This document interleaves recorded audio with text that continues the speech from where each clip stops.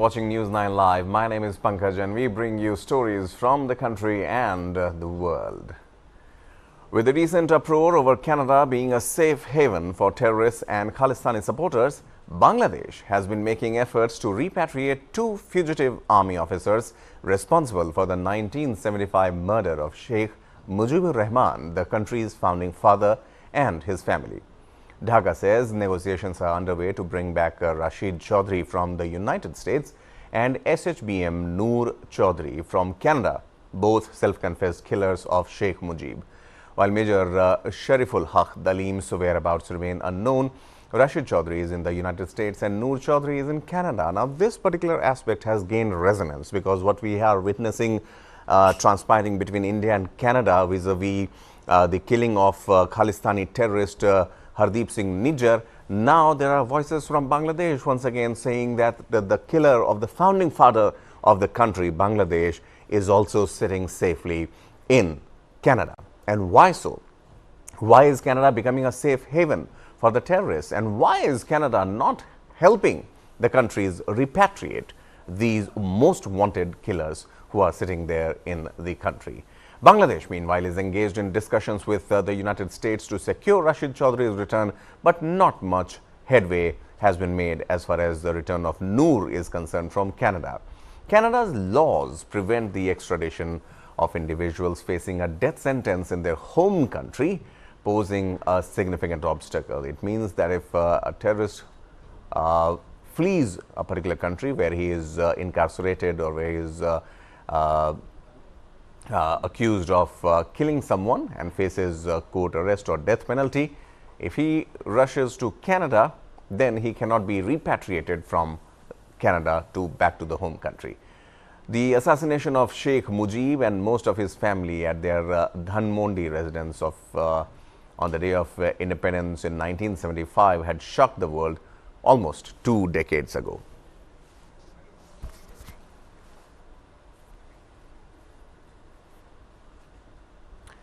To the northeastern part of the country now, a special court in Manipur has granted bail to all 5 individuals who were previously arrested by the state police for possessing advanced weaponry. The accused individuals are now released on bail upon providing a PR bond of 50,000 rupees with one surety of a similar amount and certain other conditions. As part of their bail conditions, the accused are required to report to the case's investigation officer every 15 days.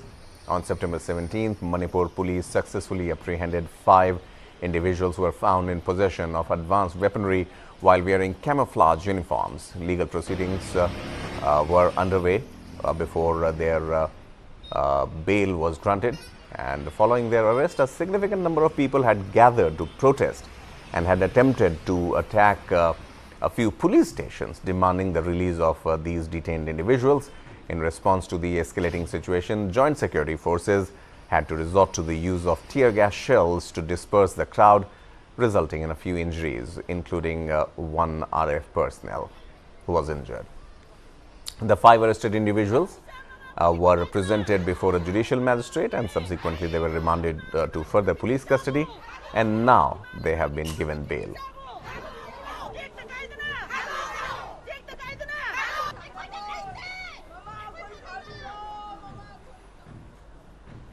Now onto a story which is making waves on social media. Ramesh Bidhuri, a member of the Bharatiya Janata Party, ignited a political controversy by allegedly making objectionable comments about Bahujan Samaj Party MP Danish Ali during a Lok Sabha discussion on the Chandrayaan-3 mission.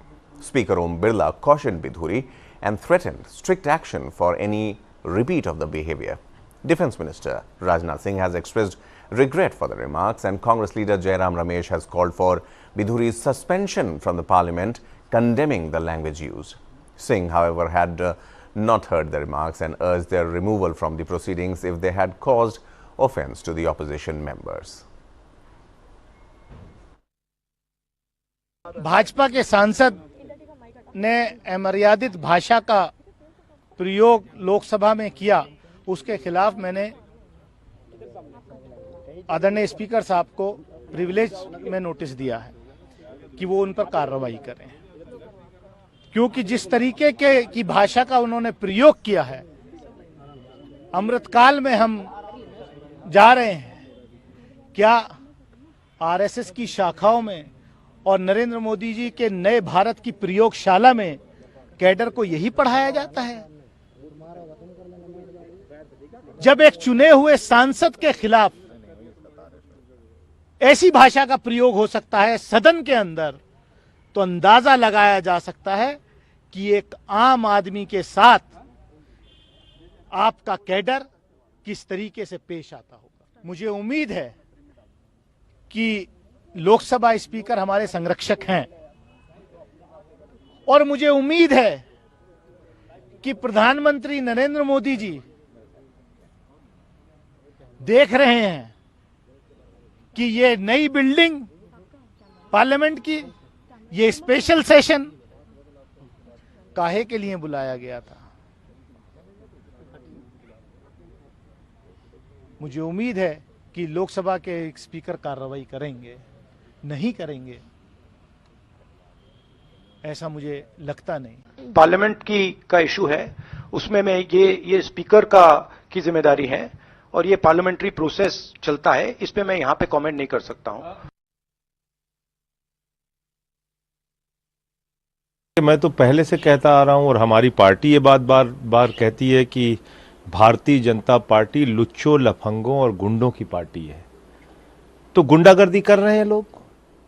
सदन के अंदर जिस प्रकार की भाषा का प्रयोग रमेश बिधूड़ी के द्वारा किया गया, ये तो एक माफिया गुंडे की भाषा है।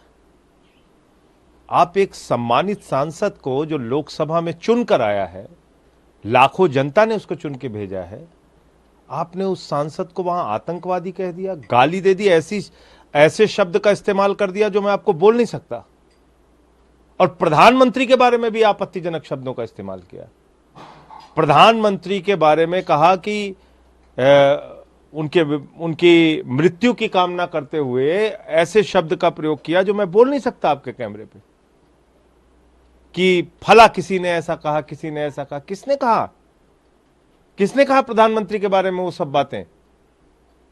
तो इसलिए दानिश अली का जिस प्रकार से अपमान सदन के अंदर किया गया है, वो इस देश के जो तमाम विपक्ष के सांसद हैं जो सरकार के खिलाफ आवाज उठाते रहते हैं, उन सब का अपमान है। अगर सिर्फ टेररिस्ट ही कहा होता, उसकी तो हमें आदत है। आप मेरा सोशल मीडिया देखिए तो टेररिस्ट बुलाने में तो ये थकते नहीं है, लेकिन उसके साथ जो कहा, मैं आपके चैनल को तो लोग देखते हैं, मैं वो अल्फाज यहाँ दोहराना नहीं चाहता हूँ, लेकिन शर्मिंदा भी होता हूँ कि पार्लियामेंट में इस तरह के अल्फाज इस्तेमाल किए गए। नाराज भी होता हूँ क्योंकि आखिरकार ये तमाम मुसलमानों के खिलाफ ही अल्फाज इस्तेमाल हुए। समझ में नहीं आता वो लोग जो बीजेपी के अंदर हैं मुसलमान या बीजेपी के साथ जुड़े हुए हैं, वो किस तरह ये बर्दाश्त करते। मैं तो बीजेपी के बाहर रह के भी मुश्किल समझता हूं इन चीजों को बर्दाश्त करना। जो लोग इनके साथ मिलके काम करते हैं, वो रात को सोते कैसे हैं जब उनके साथी उनके बारे में इस तरह सोचते हैं।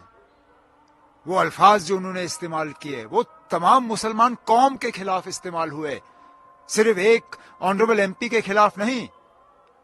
इससे पता चल जाता है कि इन लोगों के, मुसलमानों के तहत सोच क्या है, वो हमारे बारे में क्या सोचते हैं। शर्म आनी चाहिए इन लोगों को। नया पार्लियामेंट, लेकिन वही पुरानी सोच, घटिया सोच। The Supreme Court has meanwhile upheld the Delhi government's ban on firecrackers and declined to permit the manufacture and use of barium-based fireworks. Justice A.S. Bopanna and M.M. Sundaresh reiterated that 2018 ban on conventional firecrackers and issued directions to control pollution. Recently, the court instructed Delhi police not to issue temporary licenses for firecracker sales in the city. The justices emphasized that prior orders had addressed many aspects of this issue, noting that only green firecrackers are currently permitted since the 2018 ban in Delhi NCR region. According to Bhatti, there have been no permanent licenses for firecracker sales since 2016, and any temporary license issued are for green crackers subject to suspension during government bans.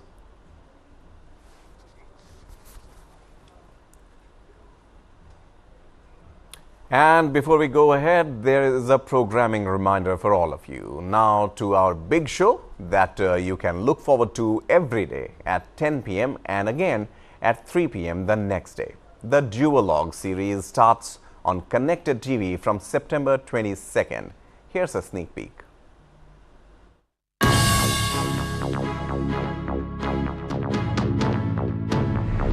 Do you have a very simple SOP? If you put filth at the mango tree's root, it becomes sweet mango. Spokesperson like Sania Mirza written about more than the women's cricketer. Journalist, for some reason, doesn't like an athlete. The narrative is very different.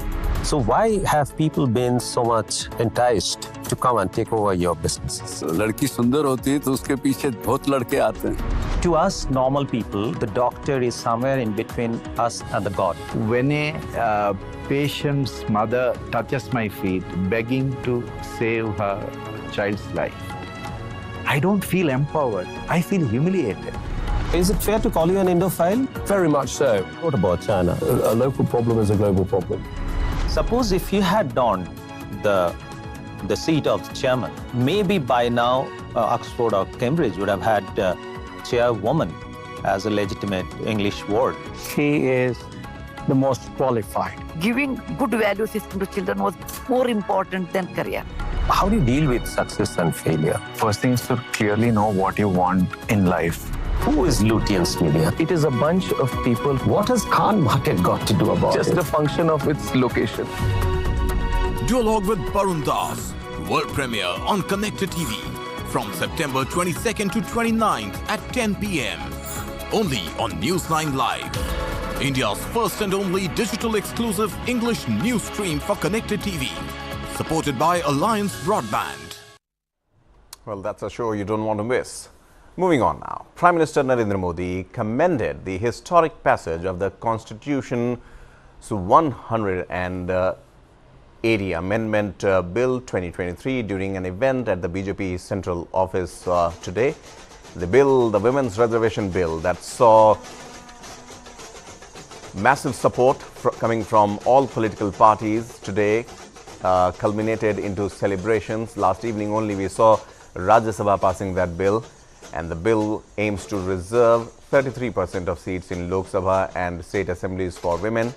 Prime Minister Modi was felicitated by women workers during the Nari Shakti Vandan Abhinandan Karyakram held at the BJP headquarters, where Smriti Irani and BJP National President JP Nadda were also present. During his speech, Prime Minister Modi emphasized that the bill's passage highlights the importance of a strong majority government to propel the nation forward. He referred to himself as the chosen one for empowering and strengthening the women. Notably, the bill received unanimous approval in Rajya Sabha following the successful passage in the lower house, that is, the Lok Sabha. The historic moment marks a significant step towards gender equality and also women's reservation in India's political landscape.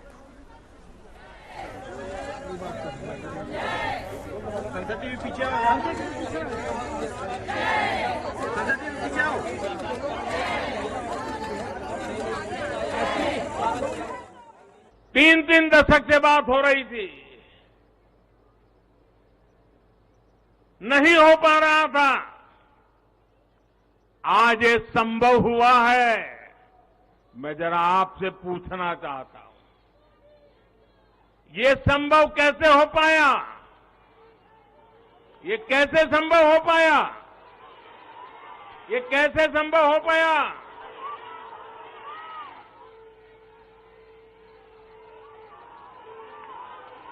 कैसे संभव हो पाया?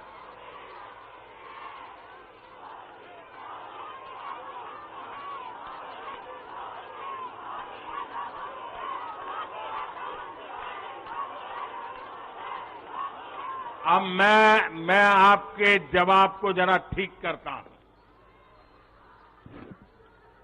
ये मोदी ने नहीं, ये आपने किया है, करोड़ों देशवासियों ने किया है। और ये कैसे किया है? उसका एक सबसे बड़ा कारण है देश की जनता ने, देश के मतदाताओं ने, विशेष करके मेरी माताओं बहनों ने वोट देकर के एक पूर्ण बहुमत वाली मजबूत और स्थिर बनाई सरकार बनाई।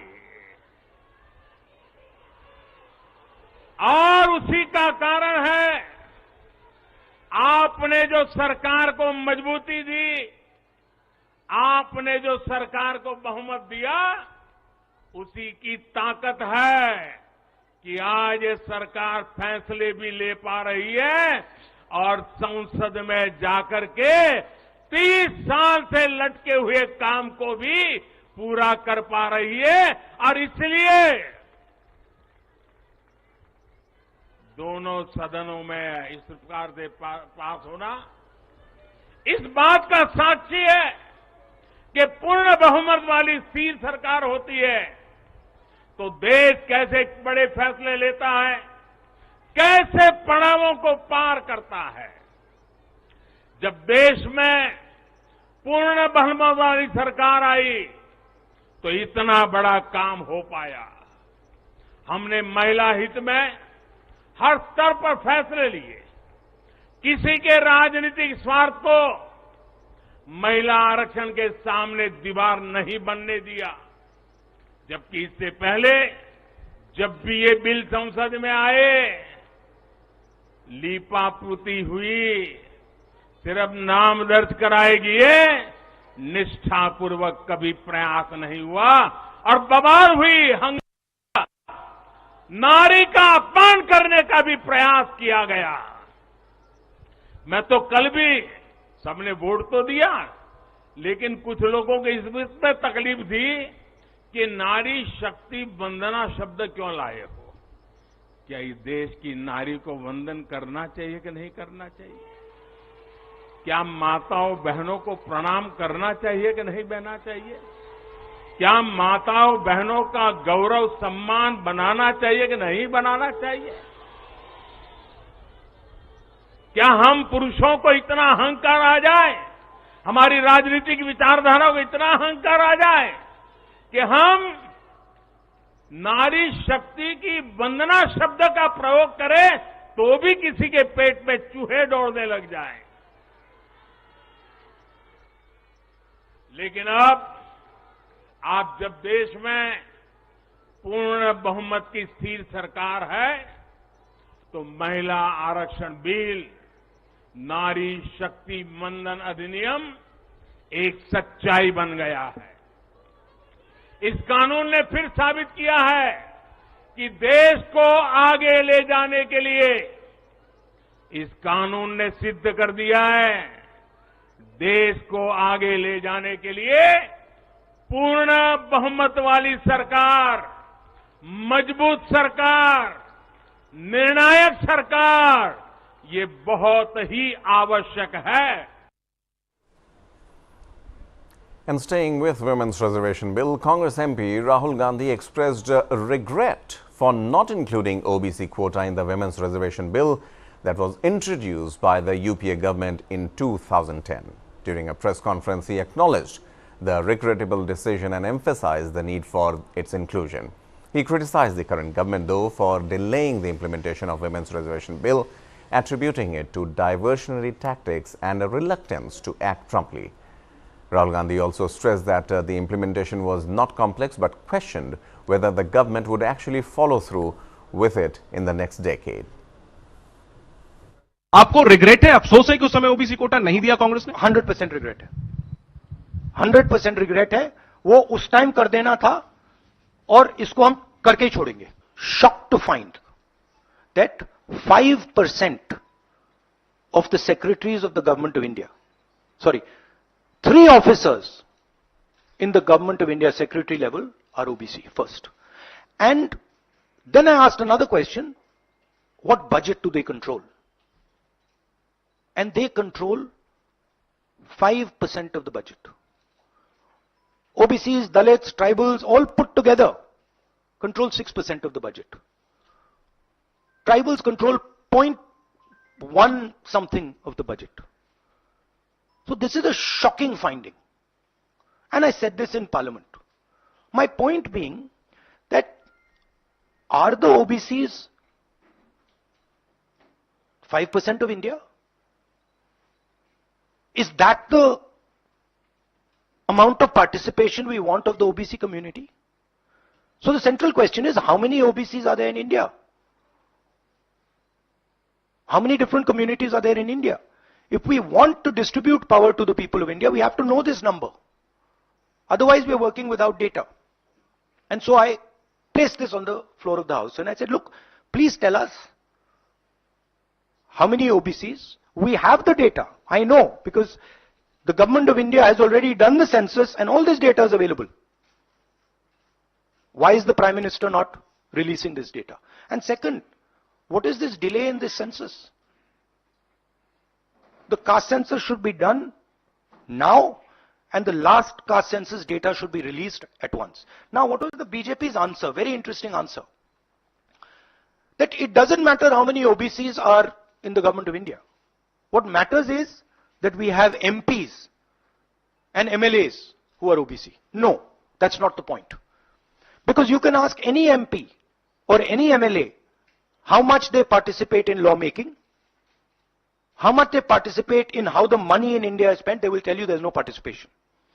So it is almost as if they keep placing these OBC MPs into the Vidhan Sabha from one side and taking away the real power of the OBCs from the other side. And as the Prime Minister keeps saying, he's the OBC leader, I want him to explain why only 3 OBCs are there in the government of India. And why the OBC community, which is the backbone of this country, is responsible for only 5% of the budget. They have not been able to answer this question. In fact, when I said it, I saw in their face the panic. Because this is the truth, this is what they're trying to distract India from. The fact that the large mass of Indian people do not have any power. And before we go any further, there is a programming reminder for you. Former UK Prime Minister David Cameron and MD and CEO of TV9 Network, Barun Das, discuss India, geopolitics and the emerging world order. Catch this exclusive conversation on Duologue tonight at 10 p.m. Two Indophiles confess their affair with India. Is it fair to call you an Indophile? Very much so. You wrote about China. A local problem is a global problem. It's called global inflation. Who is responsible? And it is Putin. Duologue with Barun Das, featuring David Cameron. World premiere on Connected TV. Tonight at 10. Only on News9 Live, India's first and only digital exclusive English news stream for Connected TV, supported by Alliance Broadband. Well, I'm sure that's a conversation you don't want to miss. Meanwhile, moving on, the Supreme Court dismissed a petition requesting a scientific survey of Krishna Janmabhumi Shahi Eidgah premises, deferring the matter to the Allahabad High Court, which is actively hearing the related suits. The Supreme Court bench, comprising Justices Sanjay Kishan Kaul and Sudhanshu Dhulia, emphasized that they saw no immediate need to intervene in this matter, given the multitude of unresolved issues before the Allahabad High Court. The High Court Registrar General informed the Supreme Court that nearly 10 suits concerning the Krishna Janmabhumi Shahi Eidgah dispute had been filed. On May 26, the High Court ordered the consolidation of all these suits. This decision stemmed from a plea submitted on behalf of the deity, represented by Ranjana Agnihotri, a lawyer. The Sri Krishna Janmabhumi Mukti Nirman Trust had petitioned the Supreme Court for the survey after a Mathura court refused to order it on March 31st. Senior advocate Gaurav Bhatia, representing the trust, argued that the High Court had no jurisdiction over its own July 10 order, which dismissed the appeal without finding any illegality in the Mathura court's decision. The Eidgah Committee informed the court that an appeal against the May 26 order, which consolidated all suits in the High Court, had been filed with the Supreme Court and was awaiting consideration.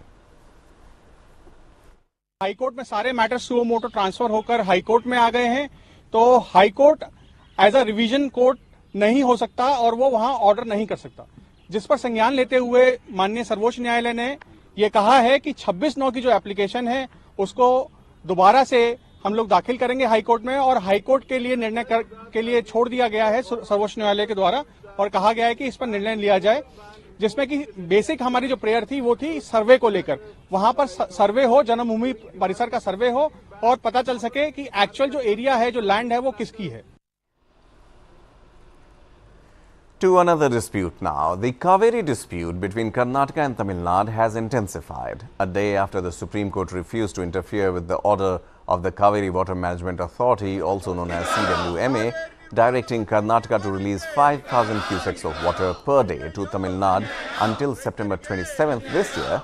There is trouble brewing in several districts of Karnataka like Bellary, Mandya, Hassan and Mysuru. Farmers and Kannada organizations have planned protests in several districts. Pro-Kannada organizations have planned to besiege the TK Halli pump house, which supplies water to the whole of Bengaluru, and demand that the water be stopped and the farmers' crops be watered first. With the apex court having left the issue with Kaveri Water Management Authority, the standoff over the sharing of the Kaveri river water continues.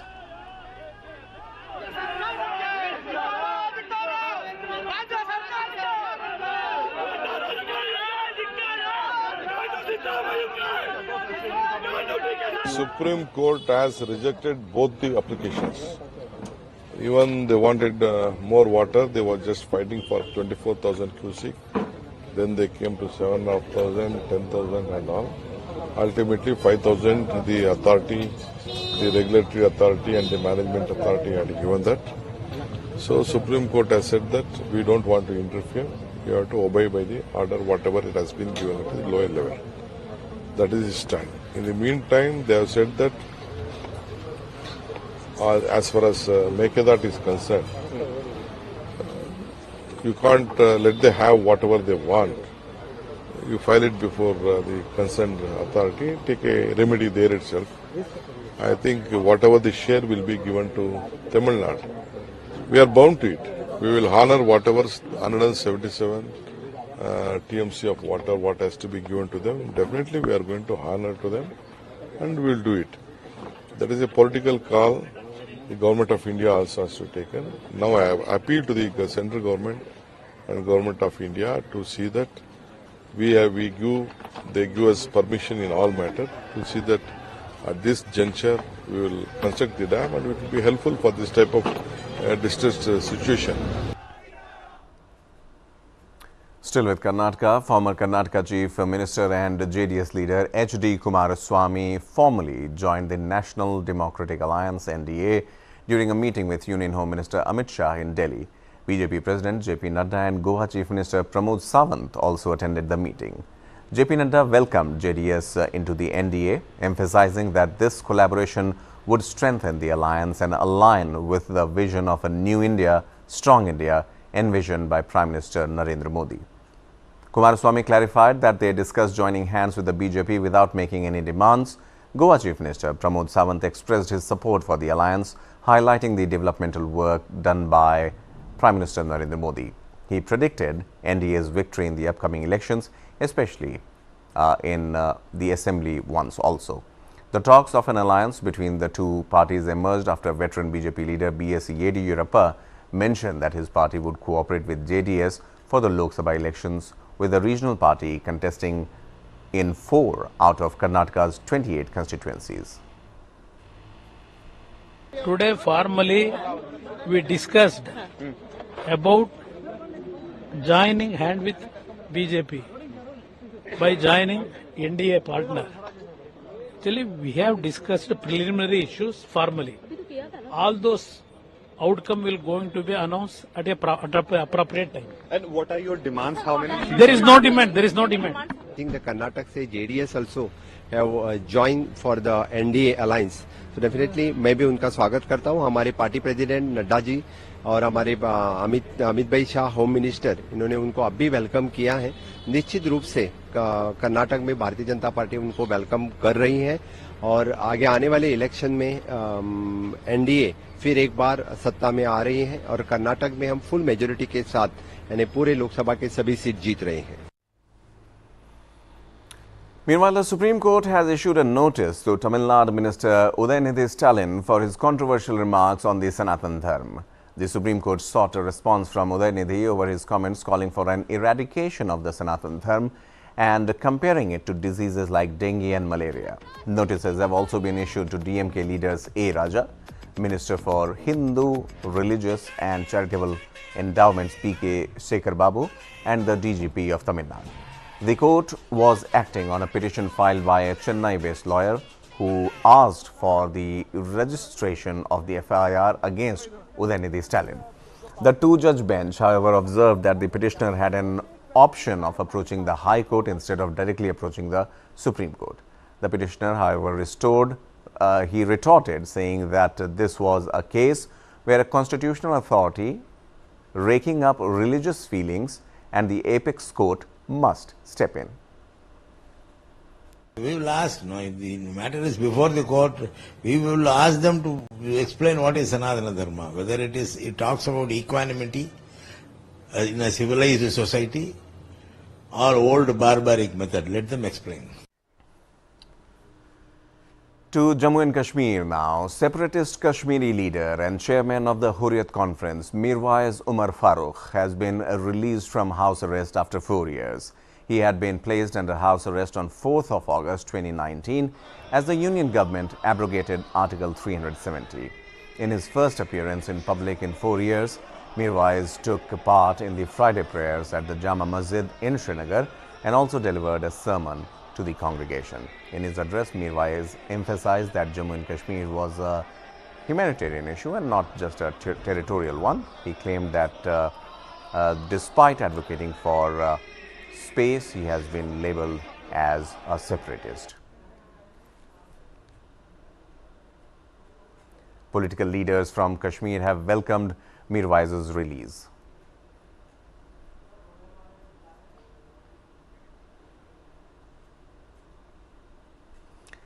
To the moon now. All eyes once again return to Chandrayaan-3 as the scientists at ISRO attempt to revive the Vikram lander and Pragyan rover. ISRO scientists are gearing up to re-establish communication with its lunar mission as the sun once again rises on the moon. There is a possibility that the solar-powered lander, Vikram rover, Pragyan, could be revived and carry out experiments once again. The major challenge for Pragyan and Vikram would be to come back in action after surviving the chilling -200 degrees Celsius temperature on the dark side of the moon. If the onboard instruments survive the low temperature on the moon, the modules can come back to life and continue their mission to send information from the moon for the next 14 days. The lander and the rover had been put into sleep mode earlier this month as the 2-week lunar night phase began. That is, yes, we had to wait and see. That is, it's a lunar night, it has undergone. We are waiting, now the lunar day starts, this one. So now they will try to wake up. If all the systems are functioning, it will be all right. This is not the end. A lot more new sciences will come. You know, even now also the Chandrayaan-1 data brought a lot of discoveries. So I hope that a lot of new things will come. The scientists will keep on trying. Some new findings will come. So this is not the end of the story. And before we go any further, there's a programming reminder for you to our big show that you can look forward to every day at 10 p.m. and again at 3 p.m. the next day. The Duologue series starts on Connected TV from September 22nd. Here's a sneak peek.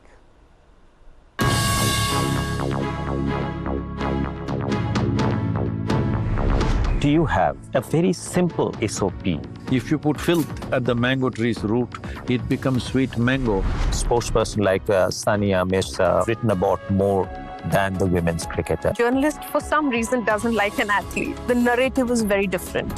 So why have people been so much enticed to come and take over your businesses? लड़की सुंदर होती है तो उसके पीछे बहुत लड़के आते हैं. To us normal people, the doctor is somewhere in between us and the God. When a patient's mother touches my feet, begging to save her child's life, I don't feel empowered. I feel humiliated. Is it fair to call you an Indophile? Very much so. What about China? A local problem is a global problem.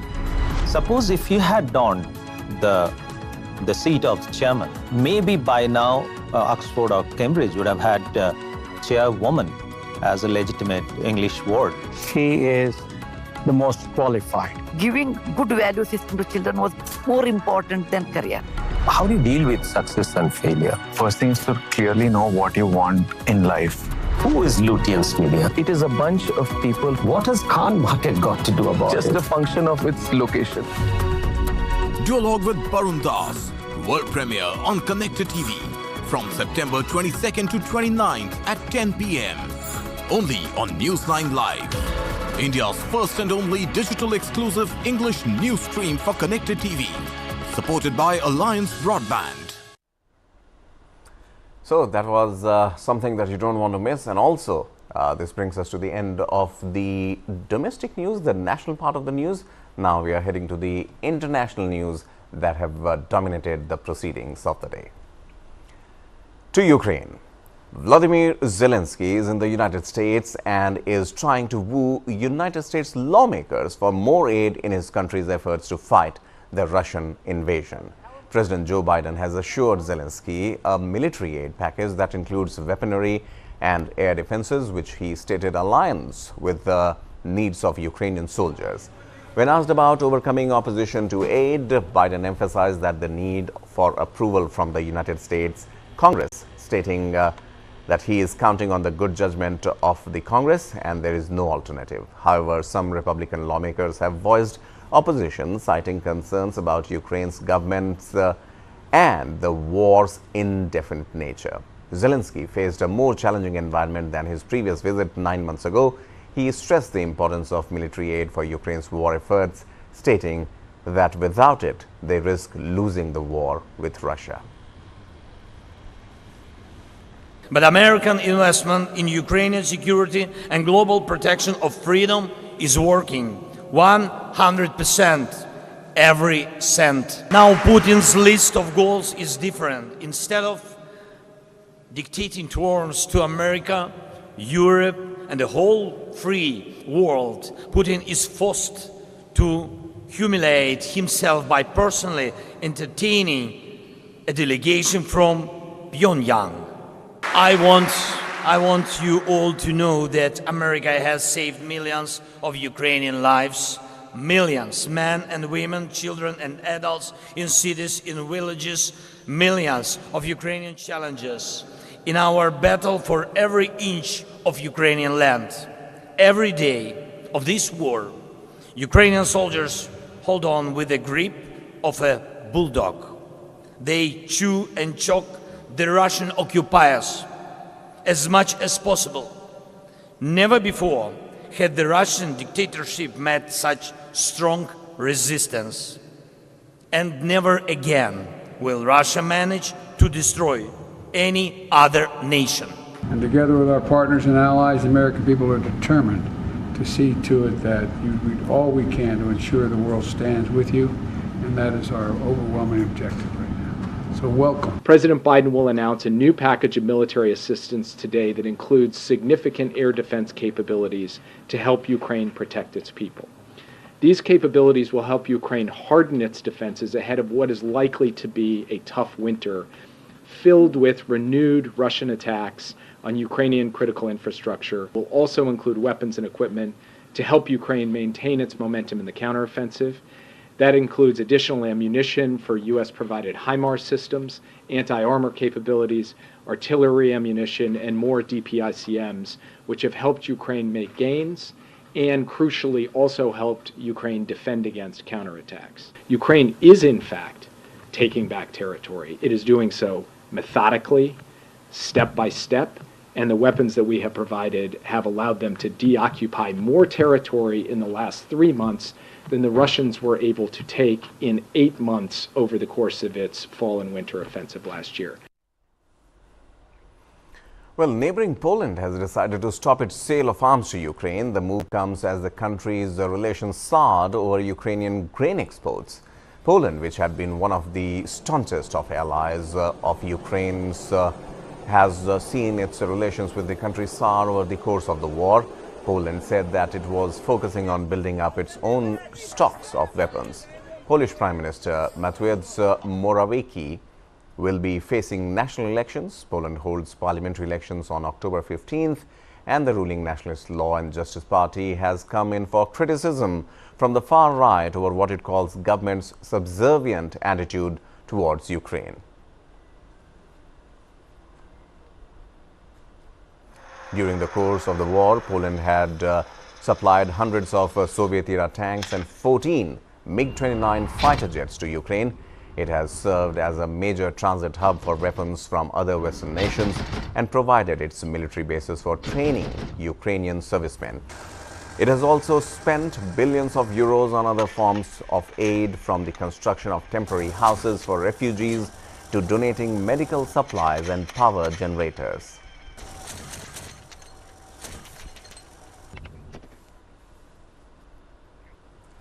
Meanwhile, emergency services have cleared debris from damaged buildings in Kharkiv in Ukraine after a Russian missile barrage targeted civilian infrastructure. Kharkiv's mayor, Igor Terekhov, said that 2 people were hospitalized as a result of the morning shelling in the eastern part of the city, which is close to the Russian border. He said that there were at least 6 strikes that were reported in the city. Residents of Kherson faced deadly Russian shelling. A man was killed on the 3rd floor of an apartment while women ran for shelter during the pandemonium. 3 people were killed in an attack on the residential buildings, with more killed and wounded in the region.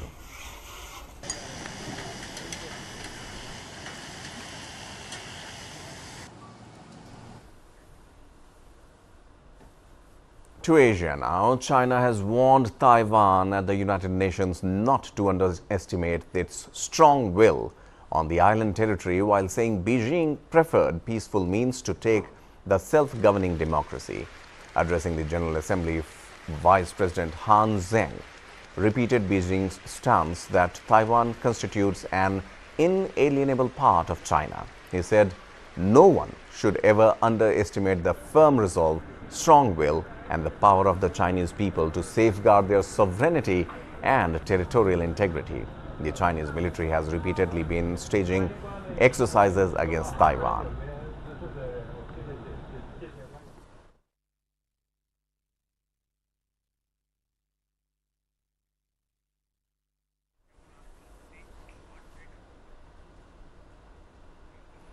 Well, that's it in this edition of the Top Stories. We'll be bringing you more news from India and abroad on this space, News9 Live. Keep watching.